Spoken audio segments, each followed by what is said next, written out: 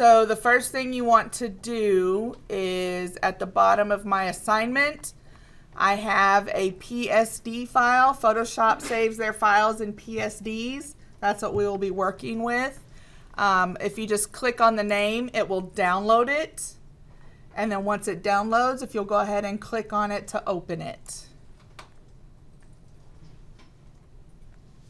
And if it's your first time opening Photoshop, you might have to sign in with your student email so that you can verify your account with the school.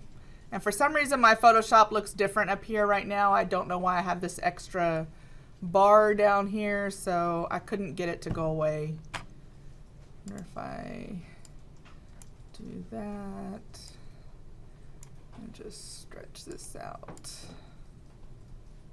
Maybe I'll do that.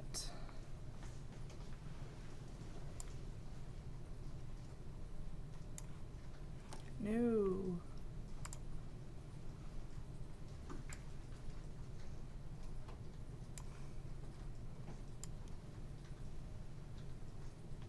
No. It's gonna stay right there. Okay, we'll just work with it like that.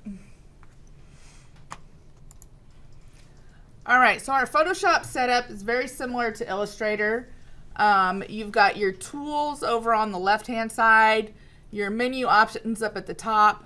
The workspace does default to Essentials, which is what we want, so we're good with how it is because we're going to need the toolbar that pops up here at the top. We've got different panels and stuff like that over here on the right.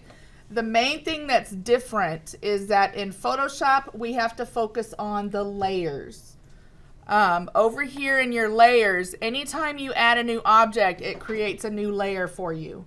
And in order to make sure that you're selecting the correct thing, you will select it basically based off of the layer. That's how you're going to verify that you're doing the right thing. So you will be looking at the layers quite a bit. So first thing we're going to do is we're going to create a text. We're going to add a text and type our first name, capitalizing the first letter of our name. So over on your toolbar on the left, you want to locate the T, which is your horizontal type tool. And if you'll just click anywhere in your white document, doesn't matter where.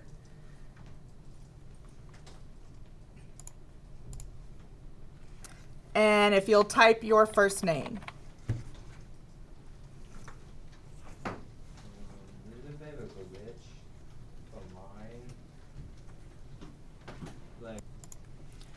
All right, after you type it, there's a couple different things that you need to do in order to what we call lock it in. You can, up on your toolbar, you see there's a little check mark by the 3D. That locks it in.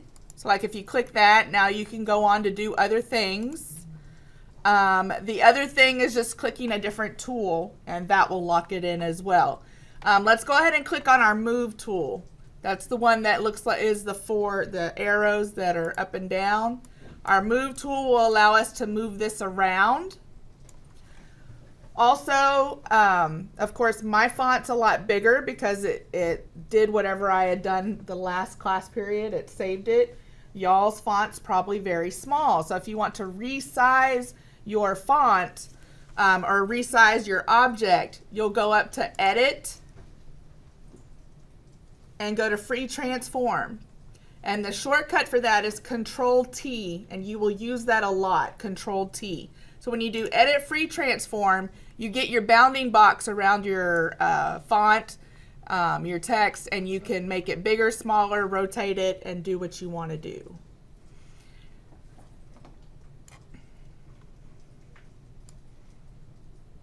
And then again, you have to lock it in after you do that. So I'm again going to click the little check mark up on my toolbar to lock that in.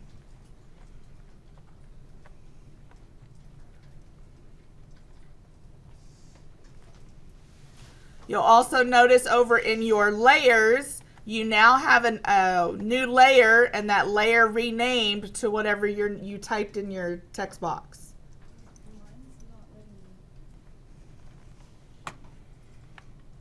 All right, so now we're going to click the text tool, and we're going to add our name a second time. So I'm going to click my text tool.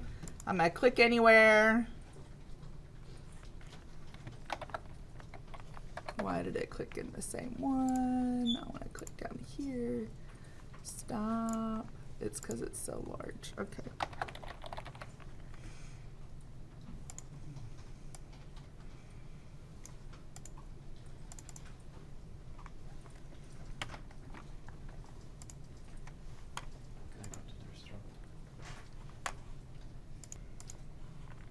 All right, and go ahead and add, you want to add your name 2 more times.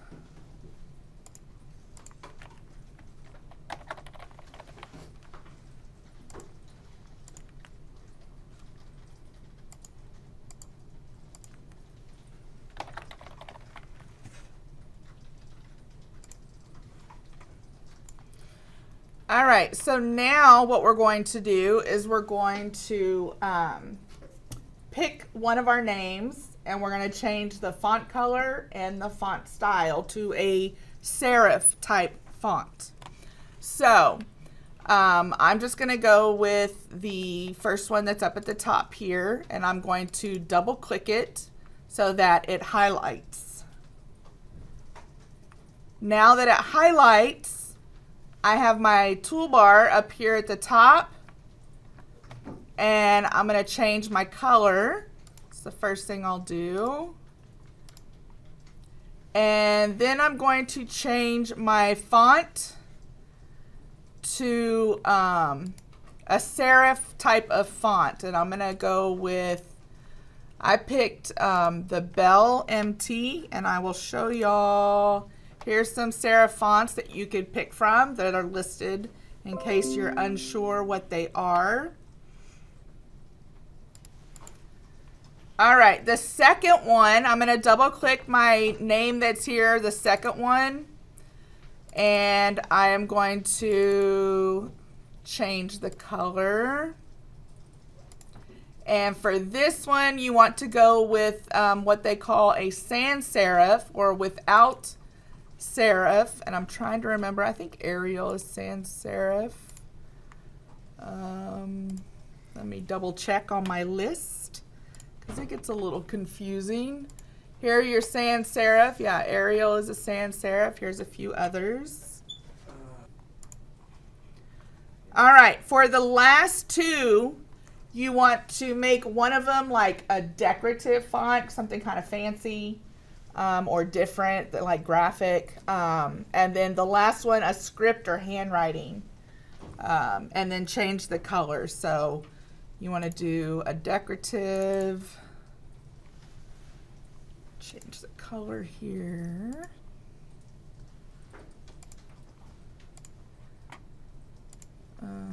Let's see.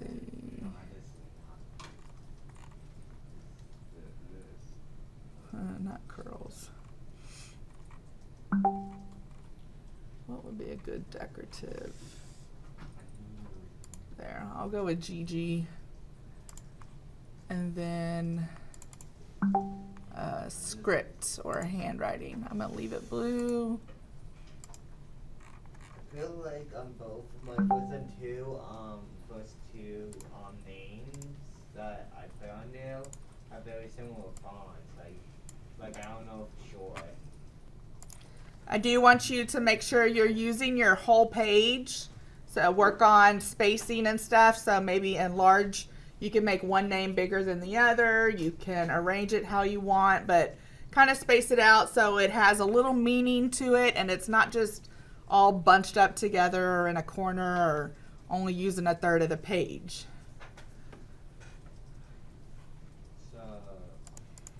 And we have one more thing we're going to do to each name, which is add a layer effect. And I'll show y'all that in just a moment when everybody is with us. All right, so now we're ready to add layer effects to our names. So we're gonna do this over in our layers panel. I'm just going to single click, not double click, I'm just going to single click one of the layers. Doesn't matter which one. So just single click one of them. And then below the layers, you have all these little buttons down here. We're gonna click on the one that has the FX. That's your effects, FX. And you get to choose any effects that you want to add. I'm going to add a drop shadow for the first one. So if you want to add a drop shadow, you are welcome to do that. So I'm going to click drop shadow. I'm going to move my box around so I can see which one has the drop shadow, which is this one. And then you're just going to kind of play with the distance, the spread, the size, until you get it to what you like. I'm even going to change the angle of the, no, that's moving the words around, isn't it? Let's see. No, it's not. Okay. So I changed the angle of where I wanted the drop shadow to be. And when you're happy, you can click OK. Where did we click again to go to the effort? So you click on one of your layers, just single click, and then below that towards the bottom, there's the little FX button. Once you finish one, then go and add an effects to each of the other layers, whichever ones you want.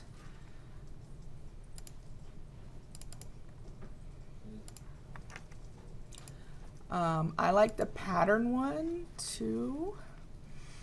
I'm gonna make this one like water.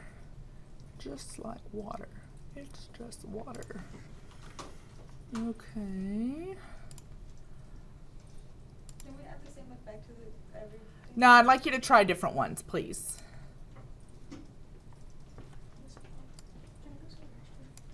Not yet. Wait till we're done turning everything in.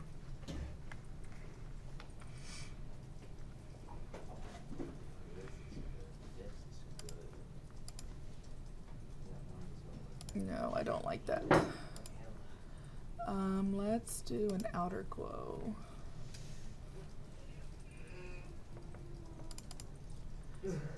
Let's glow with some yellow. Why am I not seeing a glow? Oh, because it's on screen. There we go.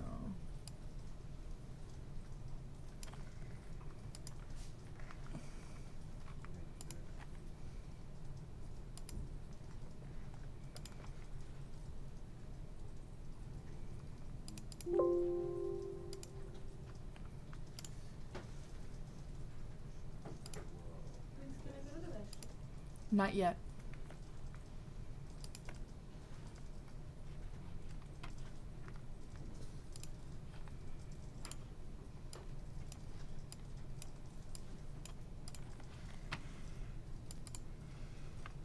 All right, when you are finished or close to being finished, you need to save it to your S files. You remember how to access your S files?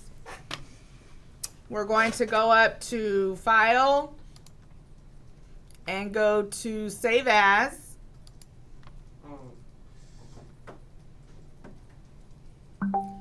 You're going to save it on this computer. And then over on the left side, you probably have the word My Computer over there with nothing below it. You need to click the little arrow beside it to open that up and locate your S number.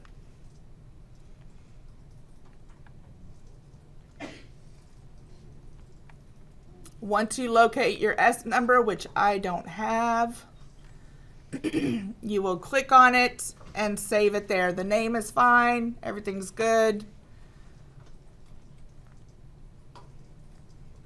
So save it to your S files. Once you've done that, you are good to go to Schoology. Good thing about Photoshop is we don't have to save it in any other format. We can leave it in the same format. So you can go to Schoology, click Submit Assignment, and you just need to navigate to your S files and turn in the PSD file. So we don't need to save it or anything? You don't have to save it special like we did with Illustrator. You just save it as it is. Just close it, basically? Well, have you saved it? You have to save it first.